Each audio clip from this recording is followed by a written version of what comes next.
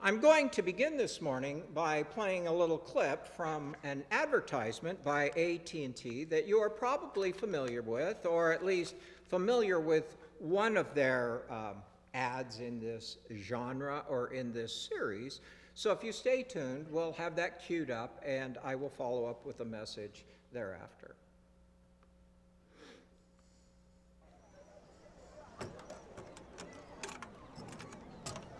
Is this ride safe? Assembled it myself last night. Think I did an okay job. Just okay? What if something bad happens?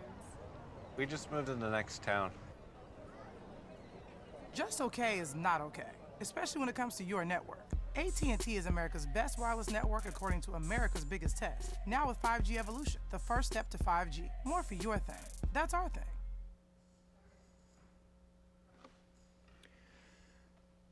I wanted to share this morning because, I think the ad's funny, and I think it's very clever. Probably the most clever and the funniest that I can recall in my adulthood since the Apple and Microsoft commercials of several, or at least a decade ago, where they went toe-to-toe with the Apple guy who was cool with a t-shirt and blue jeans, and the Microsoft guy who was a bit stiff with a white shirt and tie and suit. You know, the cool guy and the nerd. And in some way, AT&T is hit on a theme that relates or taps into ourselves the way those did. And I think this whole genre, no matter how they play it out, will be successful precisely because of that. It taps into an inherent characteristic or attitude or trait that we all have that has been embedded in us, in our society and culture, by parents and by friends and by our life experiences. And that is, to me at least, that everything we do or are, that we've got to get better and better and greater than we are now. That our world should be better than it is, which is not an inherently wrong desire. In fact, it's a part and parcel of the gospel and the mission of the church. But what it can do when it gets out of hand is lead us to the conclusion that if we are not personally, continually, constantly driven by this goal, this perspective, and this attitude, whatever you want to call it, then there's got to be something wrong with us. That we're just incomplete, that we are marred, or something is absent. If you don't believe this, then the next time you meet somebody and they say to you, "How are you?" I dare you to respond by saying, "I'm okay." I do that all the time, and immediately people look at me with a queried look on their face and puzzled and concerned, and they say, "Well then, what's wrong, Keith? What's going bad?" As if being okay is a bad thing. And it's not. No wonder when we accept this concept, this attitude, no wonder we're restless constantly and so ill at ease. Because our expectation upon others and ourselves is that life has always got to be great. And it isn't. It isn't now, and it never has been. People, it's a cycle, it's a roller coaster. We know that expecting it to always be that way really just leads to disappointment. Disappointment in ourselves and others. Still, we think there's got to be something newer, better, larger, grander. Otherwise, we're just not trying hard enough. There must be something wrong with us. And I would say to you that self-motivation isn't bad. It's not wrong to drive. That's what innovates, creates, helps us to cope, manage, and boldly step into an uncertain and unknown future. But, and this is a big but, it also promotes a bunch of disses. dis-ease, dissatisfaction, despair. Despair with what we have, who we are, and our core identity in life, for life, today, and how we can participate in it and what our role is. It drives us forward, this desire to be better, but it also drives us crazy, adding to our already abundant anxiety, unhappiness, and unrealistic expectations about ourselves and others. We confuse good with having to be perfect. And in so doing, we place our self-worth in the hands of the other. You know, life is not meant to be a continual, constant, and ever-flowing competition, but a conjoined collaboration between people with different skills, gifts, perspectives, and personalities that, when they work together, connect the dots, providing a more complete and fuller understanding life for all of us. And within that, when we accept that, within that, we find our place, our role, and the way in which we fit in to the piece, the puzzle piece, the way we can contribute and our role in that. Now, I suspect, whenever you say this, that we're all different and unique, immediately the response is, well, we know that, I get that. But then, oddly enough and ironically, we turn around and judge the progress, the value, and the success of others, not with that in mind, but by a singular standard, usually our own criteria. And we all don't match up to the same thing. In his book, Successful Aging, Daniel Levitine illustrates this by talking about the accepted standard for measuring our personal IQs. He states that what we use and have used for many years, the test is culturally biased. It ignores creative thinking, it disallows that, and it rewards those people who respond quickly. In other words, it identifies a particular type of person, but it fails to discern varying types of intelligence within those various people. In fact, modern studies identify not one, but 11 categories for intelligence. And without all those different variety of intelligence, we would have never reached the moon, enjoyed classical or rock music. The pet rock would never have been invented, and we wouldn't have the spiritual retreats, or eventually what we all desire, the end of the current pandemic.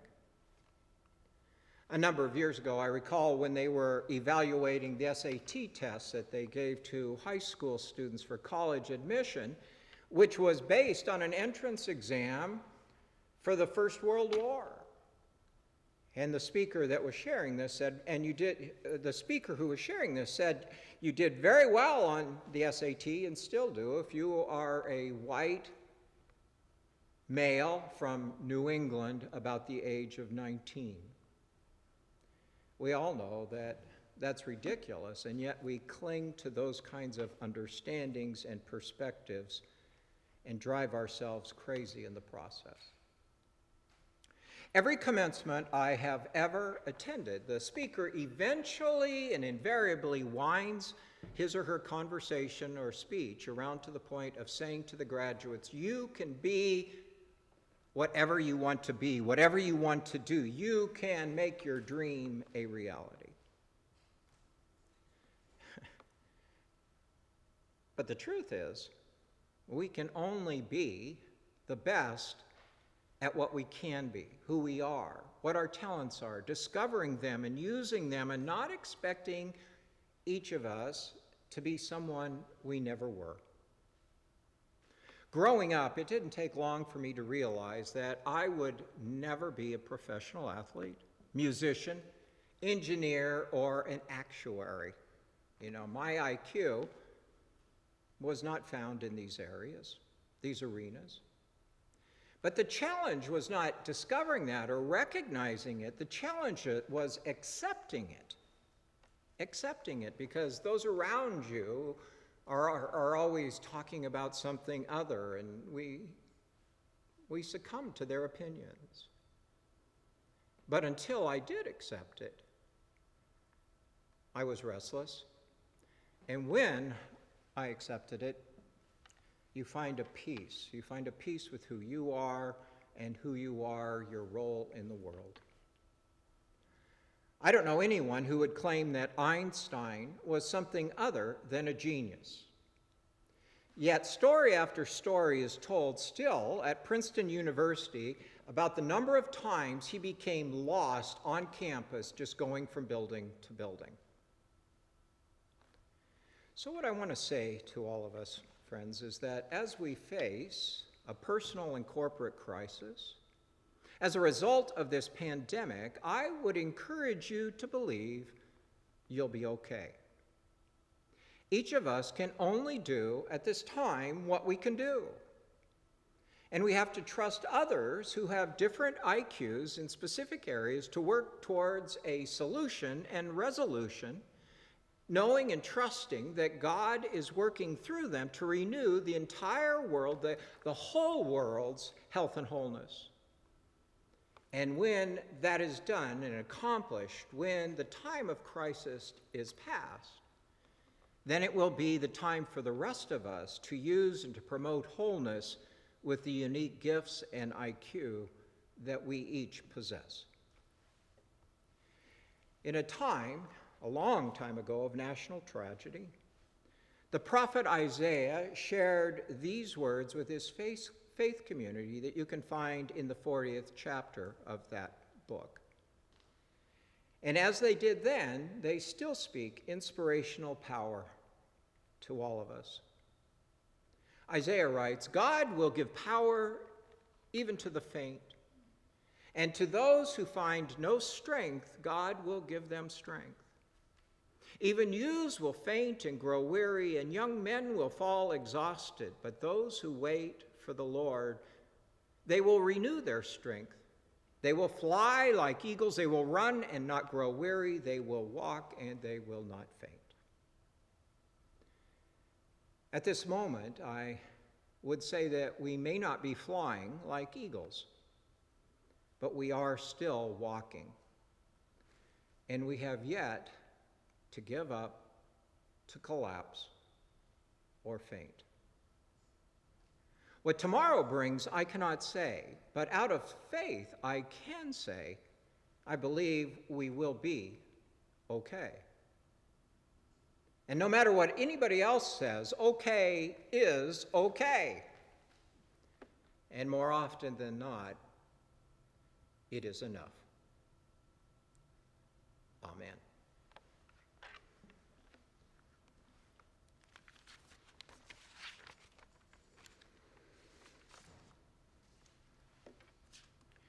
At this time, I invite you to turn in your worship bulletin that should be on the screen and join in the prayer in these days of the coronavirus by responding with the petition, "Hear our prayer," following my saying, "God, in your mercy." Pray with me. Merciful God, hear our fervent prayer for all who suffer the effects of the coronavirus, its infection of sickness, fear, and anxiety. God, in your mercy, hear our prayer. May those who are infected receive the proper treatment and the comfort of your healing presence. God, in your mercy, hear our prayer. May their caregivers, families, and neighbors be shielded from the onslaught of the virus and give solace to those who grieve the loss of loved ones. God, in your mercy, hear our prayer. Calm the anxiety and fear of those who are afraid its advent, its coming, and protect those who are most vulnerable to its spread, the marginalized, the un- and underinsured, the immune compromised, the elderly. God, in your mercy, hear our prayer. Guide those who strive to develop tests, vaccines, and cure, that their work may limit and conquer the virus and restore communities to wholeness and health. God, in your mercy, hear our prayer. Guide those, our Holy One, known by many names. Help us rise above fear.